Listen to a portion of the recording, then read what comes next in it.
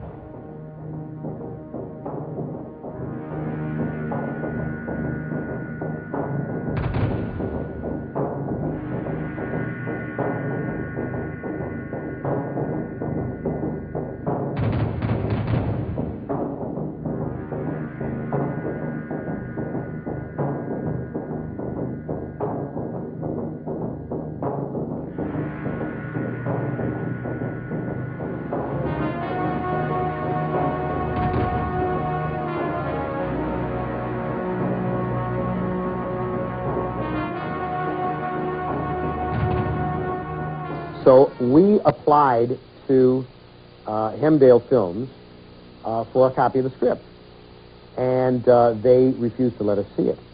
Now, the minute someone tells you you can't see something as innocuous as a script, particularly, I mean, this was my attorney asking, and it was not, you know, I'm clearly not some jamook off the street. I was a writer with some credentials. You begin, your antenna rise, and you say, there's something going on here. Well, as an accredited film critic, in Hollywood, I see every film, and I get a screening pass to every film. We did not get one to Terminator, and when I called to inquire from Orion Films what schedule I would be allowed to go to, they said, well, we'll get back to you, and they never did. However, Harlan wangled his way into the premiere as Leonard Maltin's assistant. The lights dimmed, the movie began, and within minutes, Harlan concluded the opening of Terminator was plagiarized from Soldier.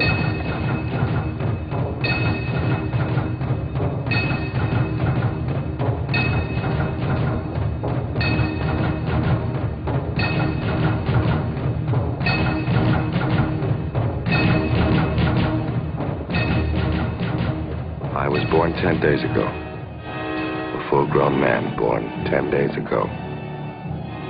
I woke on a street of this city. I don't know who I am or where I've been or where I'm going.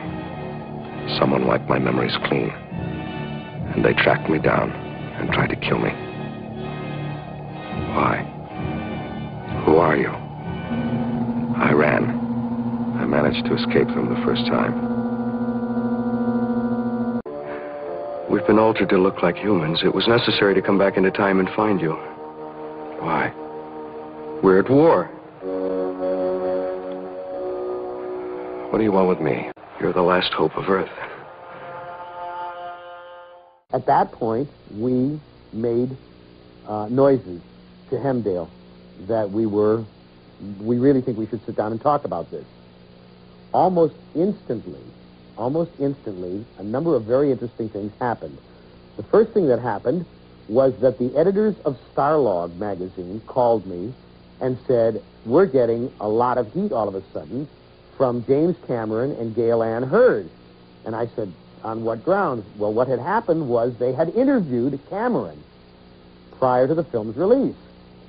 And Cameron had been his usual, I've never met the man, but I gather that he has an ego that makes mine look minuscule by comparison.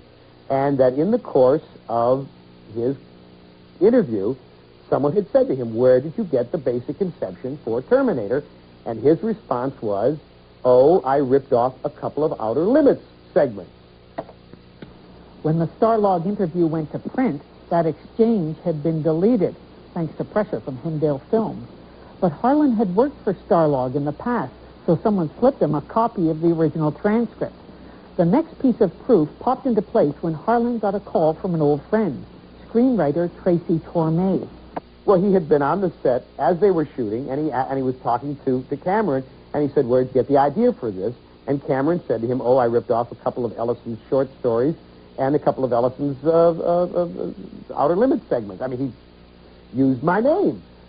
So we went to, at this point, we went to Hemdale and Orion, and we said, "I'm afraid we got him with the smoking gun. Now, do you want to do something about this, or do you want us to whip your ass in open court?" I mean, I'm perfectly happy to do it either way. Well, they settled. And they settled with a substantial amount of money, not the kind of money I would have gotten had I gone to court. It was $65,000 or $75,000, $65,500 or $75,500, something like that, with an additional $5,000 to be paid to me after a period of time that was stipulated in the contract agreement if I did not speak of any of this. Right.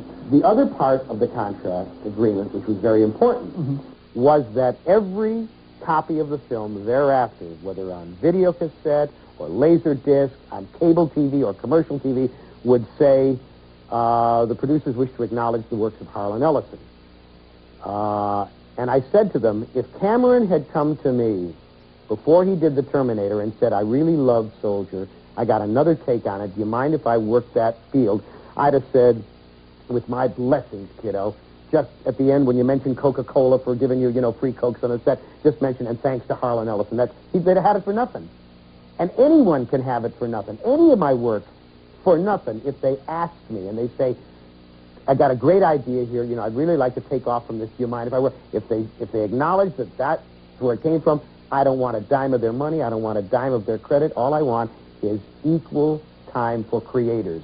That's where my interest in creators' rights lies, which has been a fight I've been fighting for 35 years now, if you know my career.